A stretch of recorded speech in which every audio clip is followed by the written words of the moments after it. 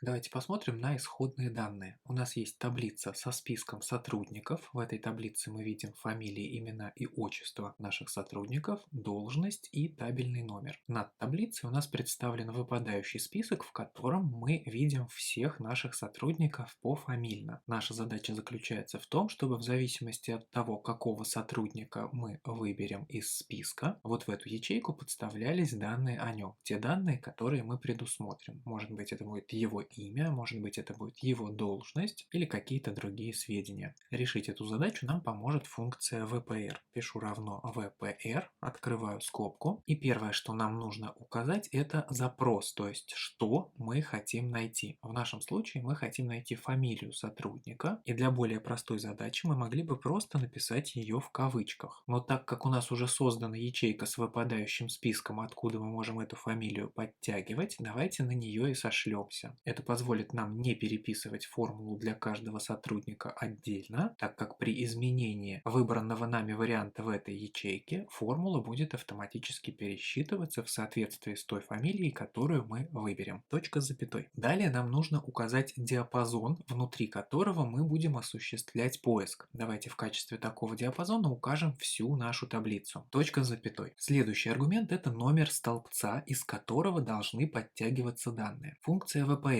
будет находить искомое нами значение, то есть то, что сейчас стоит в ячейке B4, в первом столбце той таблицы, которую мы выделили. Первый столбец – это столбец с фамилиями. Номер столбца – это тот столбец, из которого в этой таблице данные должны подтягиваться. Обращаю внимание, что речь идет о номере столбца именно в рамках этой таблицы, несмотря на то, что таблица у нас начинается со столбца B, то есть в рамках всего листа столбец B у нас был бы второй, но у нас есть еще один пустой столбец, который мы не использовали, и в рамках нашей таблицы первым столбцом является столбец с фамилией. Давайте, допустим, будем подтягивать должность сотрудника, и должность в рамках данной таблицы будет четвертым столбцом. 1, 2, 3, 4. Ставлю четверку, точка с запятой. А вот следующий аргумент функции является необязательным, и его можно было бы не указывать. Указывать его стоит в том случае, если вы не знаете, отсортирована ли ваша таблица в алфавитном порядке, или вы точно знаете, что она не отсортирована. В том случае, если данные в нашей таблице не отсортированы или мы не знаем, отсортированы ли они, мы ставим